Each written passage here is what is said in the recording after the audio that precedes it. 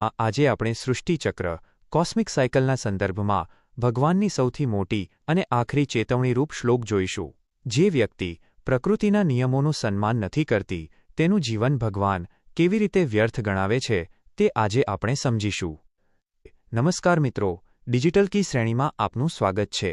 ગઈકાલે શ્લોક 15માં આપણે જોયું કે કર્મોની ઉત્પત્તિ વેદોમાંથી અને વેદોની ઉત્પત્તિ અવિનાશી પરમાત્મામાંથી થઈ છે, જેથી સાબિત થાય છે કે સર્વવ્યાપી પરમાત્મા હંમેશા યજ્ઞમાં પ્રતિષ્ઠિત રહે છે. આજે આપણે જોઈશું અધ્યાય 3 શ્લોક 16, જે આ યજ્ઞચક્રની પૂર્ણાહુતિ કરે છે. અહીં ભગવાન શ્રીકૃષ્ણ ખૂબ જ ગંભીર શબ્દોમાં ચેતવણી આપે છે કે જે વ્યક્તિ આ પવિત્ર સૃષ્ટિચક્રને અનુસરતી નથી તેનું જીવન આ પૃથ્વી પર સાવ નકામું છે. 1. સંપૂર્ણ સંસ્કૃત શ્લોક. એવં પ્રવર્તિतं ચક્રમ નાનુવર્તયતિ યહ અઘાયુરિન્દ્રિયારામો મોઘમ પાર્થ સ જીવતી 16. 2. સરળ ગુજરાતી અર્થ. શ્રી ભગવાન બોલ્યા, હે પાર્થ, પૃથાપુત્ર અર્જુન, જે મનુષ્ય આ લોકમાં આ પ્રમાણે પરંપરાથી ચાલતા આવેલા સૃષ્ટિચક્રને અનુરૂપ વર્તતો નથી, એટલે કે પોતાની ફરજો બજાવતો નથી, તે ઇન્દ્રિયોના ભોગોમાં રાચનારો પાપી પુરુષ વ્યર્થ જ જીવે છે. 3 અને 4 પ્રશ્નો અને તેના ઉત્તરો. 1. ભગવાન અર્જુનને આ શ્લોકમાં કયા નામથી સંબોધે છે? જવાબ: પાર્થ. કુંતીનું એક નામ પૃથા હતું, તેથી તેના પુત્ર અર્જુનને પાર્થ કહે છે. 2. એવં પ્રવર્તિतं ચક્ર એટલે શું? જવાબ: આ પ્રમાણે અન્ન, વરસાદ, યજ્ઞ અને કર્મ દ્વારા સ્થાપિત થયેલું સૃષ્ટિચક્ર. 3. ભગવાન કોના જીવનને વ્યર્થ ગણાવે છે? જવાબ: નાનુવર્તયતિહ યહ, જે મનુષ્ય આ સૃષ્ટિચક્ર પ્રમાણે પોતાની ફરજો બજાવીને ચાલતો નથી તેને. 4. અઘાયુઃ શબ્દનો અર્થ શું થાય? જવાબ: જેનું આખું આયુષ્ય પાપકર્મમાં જ વીતે છે તેવો પુરુષ. લિંક્સ: પાપી આયુષ્ય 5. ઇન્દ્રિયારામઃ એટલે કોણ? જવાબ: જે માત્ર પોતાની ઇન્દ્રિયોના ભોગ, આરામ અને શારીરિક સુખમાં જ મગ્ન રહે છે તે. 6. ભગવાનના મતે આવા સ્વાર્થી માણસનું જીવવું કેવું છે?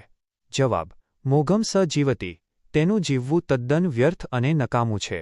7. આ શ્લોક સૃષ્ટિ પ્રત્યે આપણી કઈ ભાવના જગાડે છે? જવાબ: જવાબદારીની ભાવના, સેન્સ ઓફ ડ્યુટી. 8. ઇન્દ્રિયારામ વ્યક્તિ શા માટે પાપી છે? જવાબ: કારણ કે તે કુદરત અને સમાજ પાસેથી બધું લે છે પણ બદલામાં કશું આપતી નથી. 9. એહ શબ્દ અહીં શું સૂચવે છે? જવાબ: આ જ મનુષ્ય લોકમાં જ્યાં કર્મ કરવાની સંપૂર્ણ આઝાદી છે. 10. આ શ્લોક કયા અધ્યાયનો છે? જવાબ: 3જા અધ્યાયનો 16મો શ્લોક. 5. જીવનનો ઉદ્દેશ. 1. કુદરતના ચક્ર સાથે તાલ મિલાવવો, અલાઇનિંગ વિથ ધ યુનિવર્સલ ઓર્ડર. આ સૃષ્ટિમાં સૂર્ય, ચંદ્ર, પૃથ્વી, પવન અને નદીઓ સતત નિયમબદ્ધ રીતે પોતાનું કામ કરે છે. કોઈ પણ તત્વ આળસુ થઈને બેસી રહેતું નથી. જીવનનો ઉદ્દેશ પ્રકૃતિના આ સનાતન નિયમને સમજવાનો છે.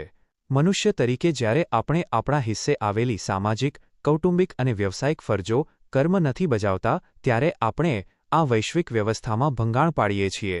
સૃષ્ટિચક્ર સાથે જોડાઈને ચાલવું એ જ સાચો ધર્મ છે. 2.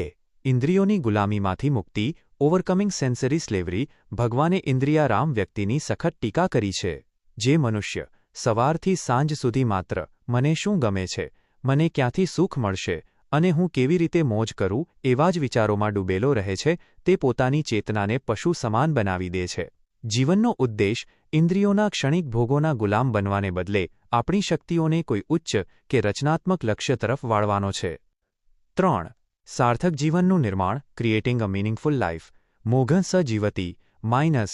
ભગવાને બહુ મોટો આઘાત આપ્યો છે કે જો તમે નિસ્વાર્થ કર્મ નથી કરતા તો તમારું અસ્તિત્વ પૃથ્વી પર માત્ર એક બોજ સમાન છે.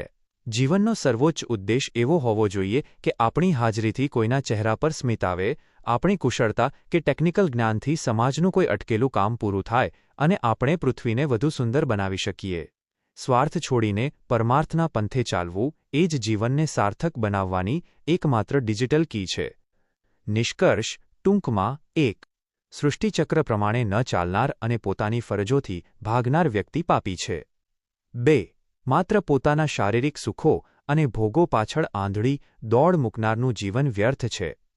3. બ્રહ્માંડની વ્યવસ્થાને જાળવી રાખવા માટે નિષ્કામ ભાવે આપણું કર્તવ્ય બજાવવું અનિવાર્ય છે. આવતીકાલના શ્લોકની પૂર્વભૂમિકા. આવતીકાલે આપણે જોઈશું અધ્યાય 3, શ્લોક 17, જ્યાંથી એક તદ્દન નવો વળાંક શરૂ થાય છે. ભગવાને અત્યાર સુધી જેમના માટે કર્મ કરવું અનિવાર્ય છે તેમની વાત કરી, પણ આવતીકાલે ભગવાન તે પરમ જ્ઞાની મુક્ત પુરુષનું વર્ણન કરશે, જેને આ સંસારમાં પોતાના માટે કોઈ જ કર્તવ્ય બાકી રહેતું નથી.